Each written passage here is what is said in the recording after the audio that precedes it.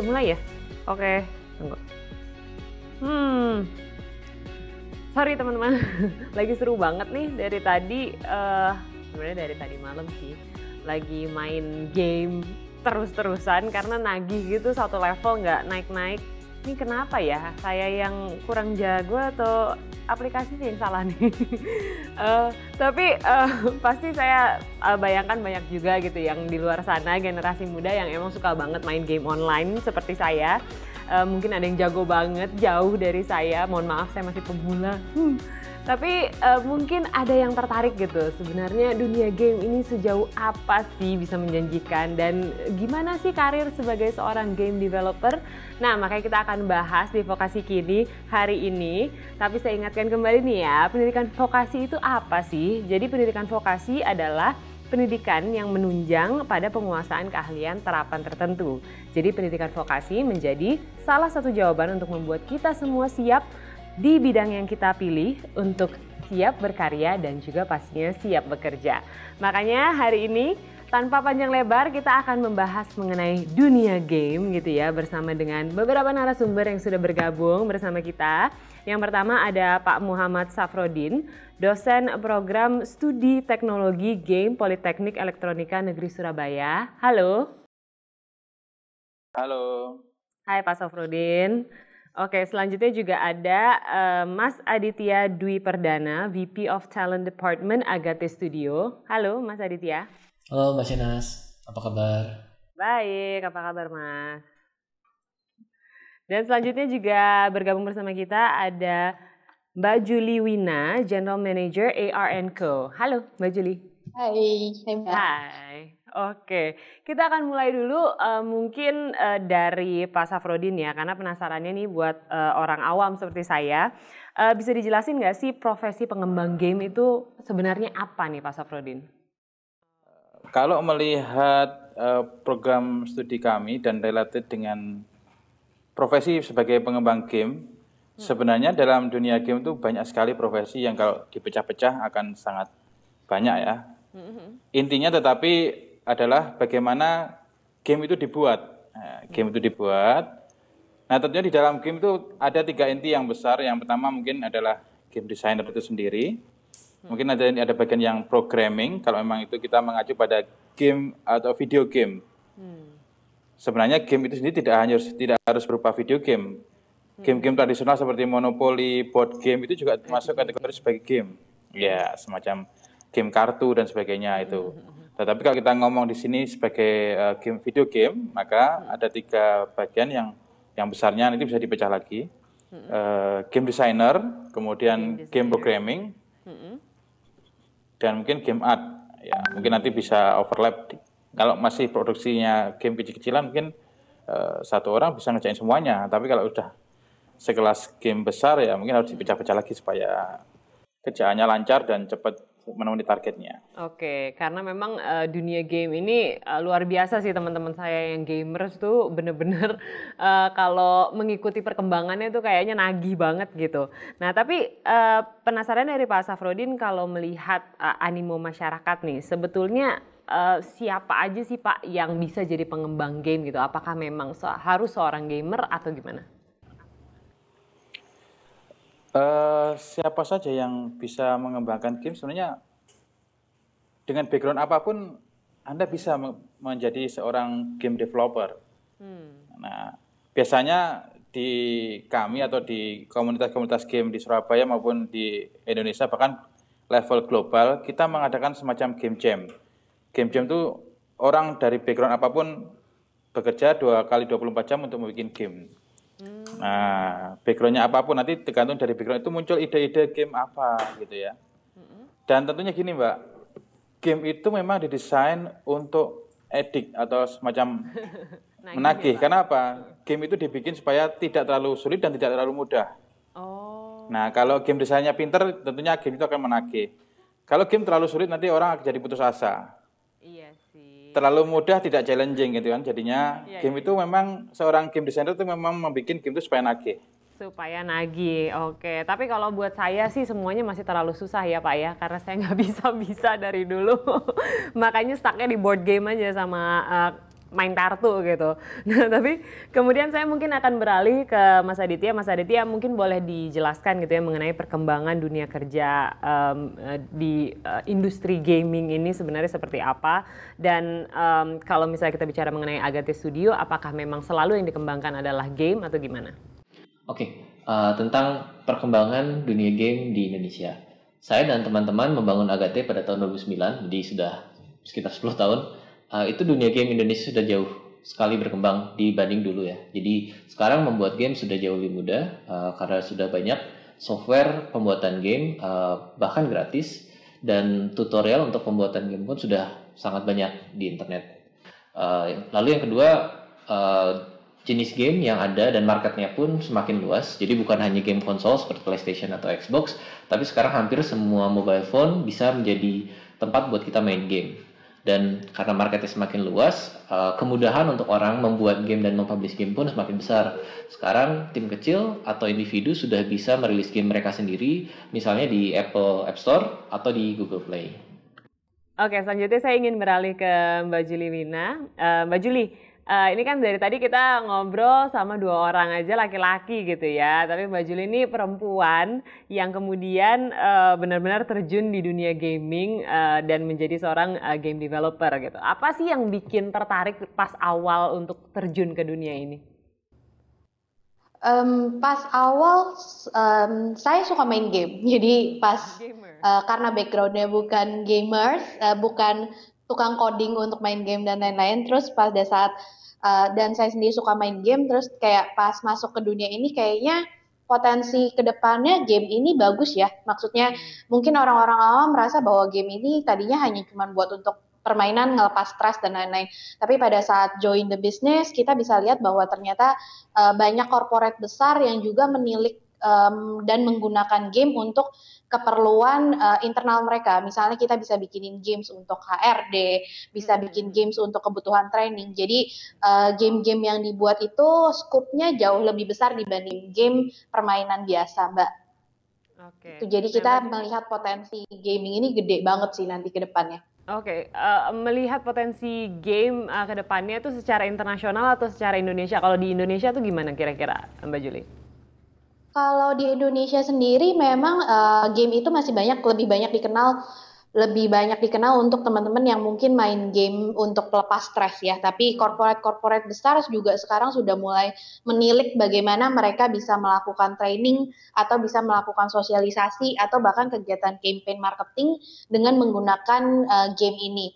Kalau dibandingin di luar memang porsinya mungkin belum sebanyak di luar negeri, tapi Indonesia mengarah ke arah sana, Mbak. Oke, mengarah ke arah sana. Oke, kembali saya pengen tahu dari Pak Safrodin gitu, karena Pak Safrodin mengatakan tadi dari tahun 2014 sebenarnya sudah dibuka gitu ke jurusan ini. Kira-kira animonya dari tahun 2014 sampai dengan 2020 ini dari generasi muda tuh seperti apa sih, Pak? Oke, animo dari terutama lulusan-lulusan SMA maupun SMK itu ketika kami tadi sebenarnya koreksi bukan 2014, 2013 kita 2013. sudah membuka prodi ini, dan untuk sampai tahun ini satu kelas saja. Satu kelas itu berarti 30 mahasiswa. Nah, ini memang kami menyatakan sebagai prodi game secara khusus, sementara prodi di universitas lain itu tersembunyi atau dibalik peminatan di IT. Animo yang kami terima waktu itu sangat bikin kami kaget juga ketika beberapa kita melihat perbandingan atau rasio penerimaan mahasiswa di prodi game itu ternyata langsung di Politeknik Elektronika sendiri sudah ada jurusan-jurusan lain yang selama ini diminati seperti IT, telekomunikasi maupun elektroindustri. Dan kami tiba-tiba melejit di peringkat kedua, bahkan mungkin bisa kalau kita spesifik dengan rasio mungkin 1 banding atau 10, di atas 10, mungkin 15/1 yang daftar dan yang diterima gitu ya. Tapi kalau melihat lebih jauh sebenarnya ada memang beberapa mahasiswa itu yang dari awal tahu ini jurusan ini ngapain. Tetapi tidak sedikit yang memang setelah masuk salah gitu ya. Dianggapnya main game, padahal sebenarnya kita bikin game gitu loh. Dianggapnya main game ya Pak. Tapi nanti kita akan ngobrolin juga. Saya ingin tahu apa aja sebenarnya yang diajarkan dalam program studi gaming ini.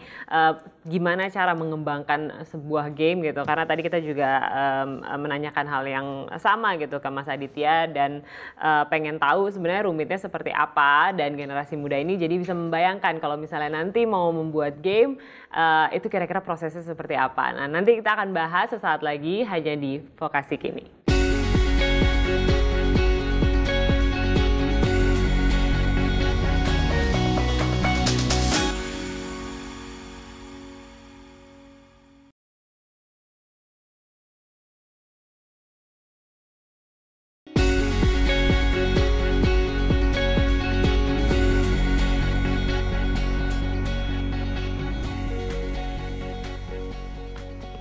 Kembali di Vokasi Kini, kita masih bicara tentang dunia game yang seru sekali ini. Makanya saya ingin tahu dari Mas Aditya. Mas Aditya boleh dijelasin nggak sih secara singkat gitu ya, secara garis besarnya proses pembuatan sebuah game itu seperti apa sih?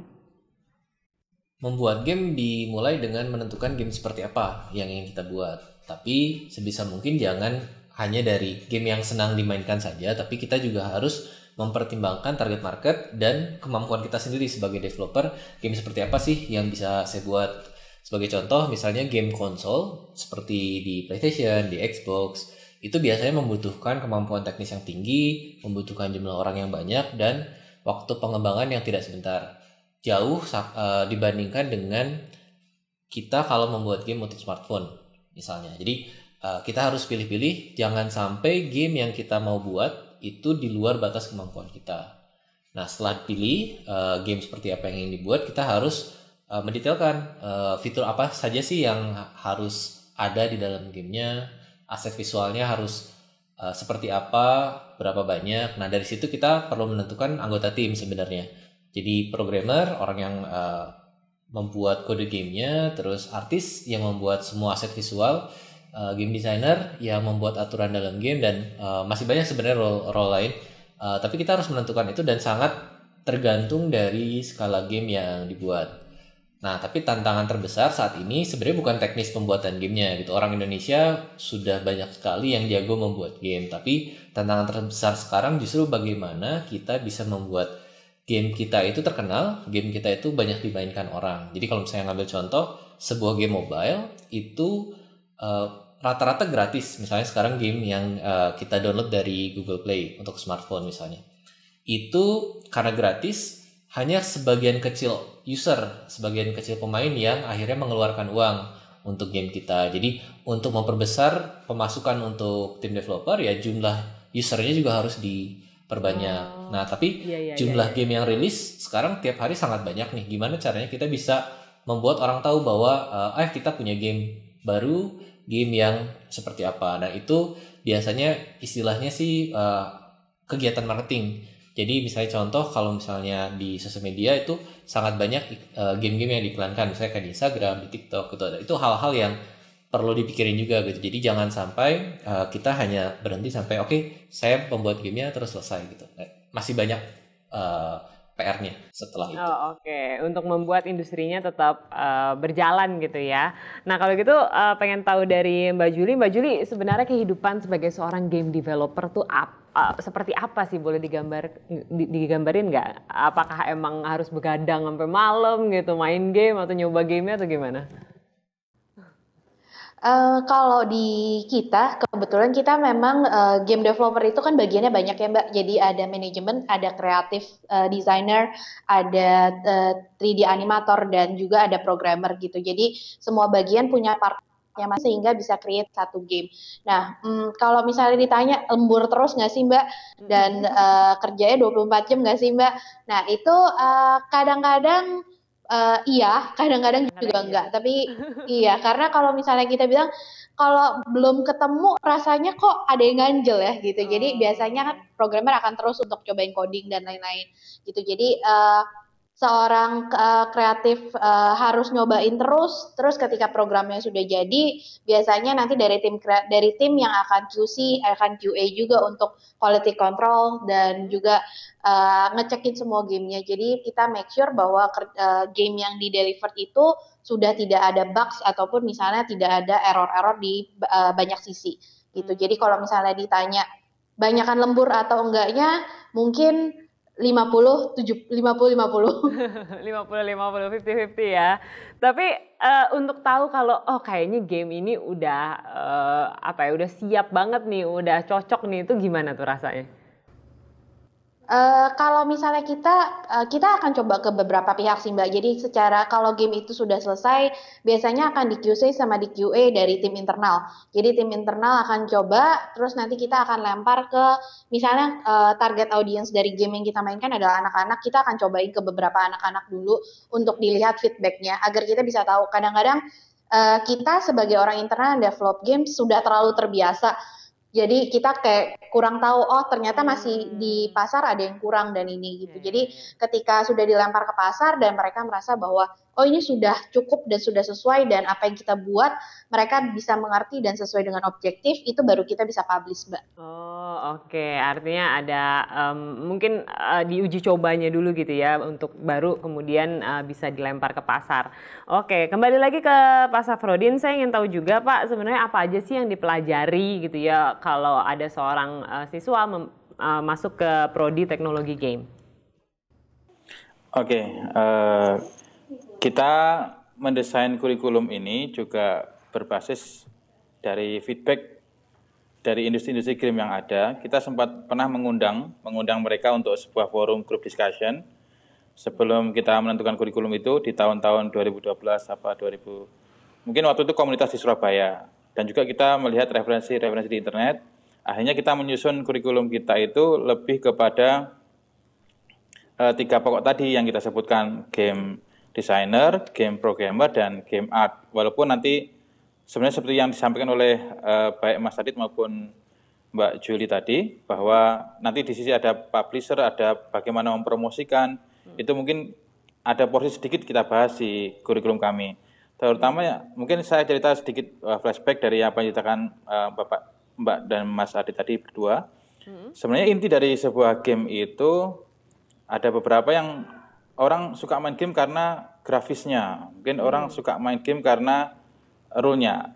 Kalau di kami di pendidikan ataupun di kampus, belajar game itu yang pertama adalah apa sih core-nya untuk sebuah game itu? Core game itu adalah sebuah rule. Sebenarnya game itu adalah perpaduan banyak rule di situ, aturan-aturan. Jadi inti sebuah game itu adalah rule. Baru nanti rule itu divisualisasikan dengan grafis yang bagus, maka akan bikin orang lebih menarik. Ditambah lagi dengan art. Baik art itu ada mungkin dari visual art maupun dari sound, dari musiknya. Kadang orang suka game karena musiknya bagus, kadang orang suka game karena artnya bagus. Tapi core itu sendiri adalah sebuah rule-nya dari game itu. Jadi seorang game designer tidak lepas dari bagaimana menyusun rule itu, dan mungkin rule itu ada rule utama dan rule tambahan selama dinamika game itu berjalan. Dan betul sekali ketika game itu sudah dirilis, seperti yang Mas disampaikan tadi, tetap harus dijaga karena setelah dimainkan pun kadang-kadang level balancing dari game itu jadi berkurang. Misalnya orang terlalu banyak main hero ini, jadi hero ini terlalu jadi dominan. Maka akan diupdate rule-nya, yang diupdate rule-nya gitu ya. Kebanyakan itu rule atau grafis atau apa, tergantung ininya. Jadi kebanyakannya itu.